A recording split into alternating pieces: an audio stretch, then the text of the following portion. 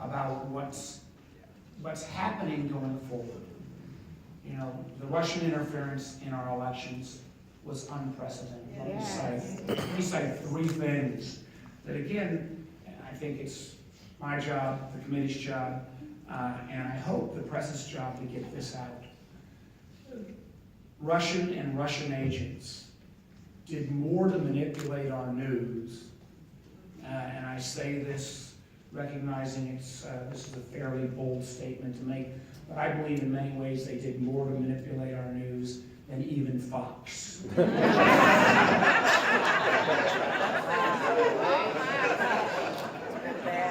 Ponder on that for a moment.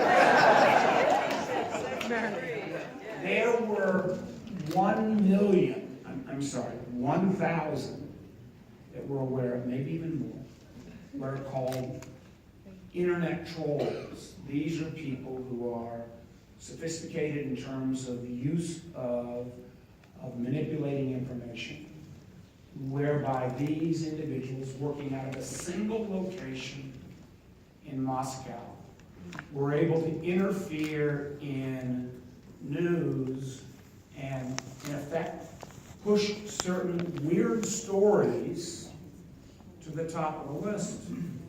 So if you were reading, let's say in Wisconsin, or if you were reading the news in Michigan, you wouldn't come up with a story that said Hillary versus the Donald on whatever happens to be the day, and it wouldn't be a Fox News story or NPR story or a CBS story. You would end up in those last couple of weeks before the election in Wisconsin with a story about Hillary's awful sicknesses that wasn't making any other national news. If you were to hack, or if you were to Google, interference in the election, you would not come up with a series of American stories. You would come up with 4 out of the first 5 stories that appeared on your Google search as propaganda stories put forward by organizations such as RT News. Most people have probably even heard of RT News. RT News is the Russian propaganda item that is second only to the BBC and has more subscribers in America than YouTube. Think about that for a moment. So there were a series of states that were getting information that had very little to do with what was actually being debated in the balance of the country. At the same time, there was a targeted and sophisticated set of hackers that hacked into information, oftentimes at the DNC, or in the case of John Podesta, who was one of Secretary Clinton's top advisors. And again, let me just put this out for your consideration. Some of you may recall that there was this is a mixed audience, probably even some preachers in the room, so let me be careful.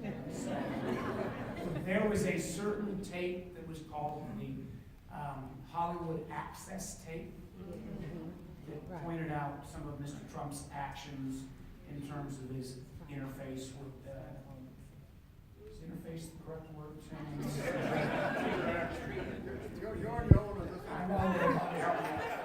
Interaction with women. The first release of the John Podesta emails came within 2 hours. Within 2 hours after that Access Hollywood tape was first released. Now, you decide whether that was happenstance or whether that was due to other activity. And then, you also had the circumstance where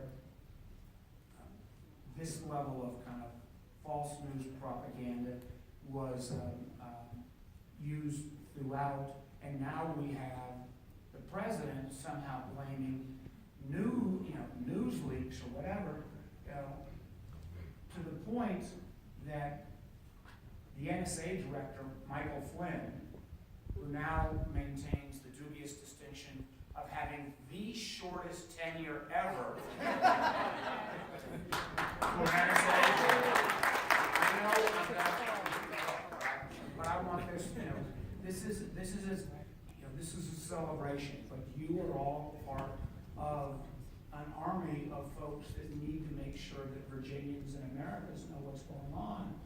Not only did Mr. Flynn change his story twice, but Mr. Flynn, who had many years in the defense area, lost his intelligence clearance because of actions.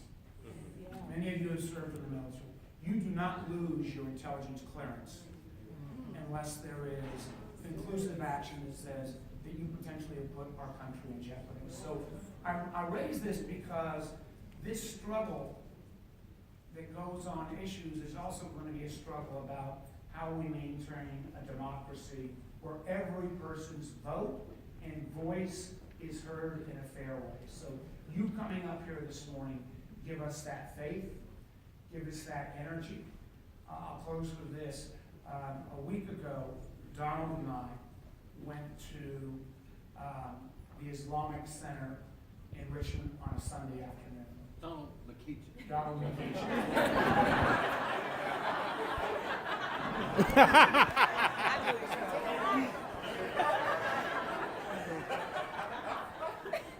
Touche.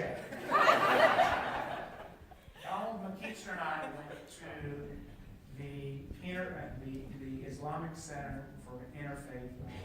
I think Donald and I both thought maybe 50 or 100 people. Beautiful Sunday afternoon. And Super Bowl Sunday beyond that. And instead of 50 or 100 or 200, there were close to 1,500 people that had come from the neighborhood. It was too many people to be inside. It spread all across the hill. And I don't know what Donald thought, but for me, it was like a burst of energy. It was a burst of energy because it said that the country that we love, the country that we all work together, is so much bigger and so much greater than the hate and fear and venom that is put forward by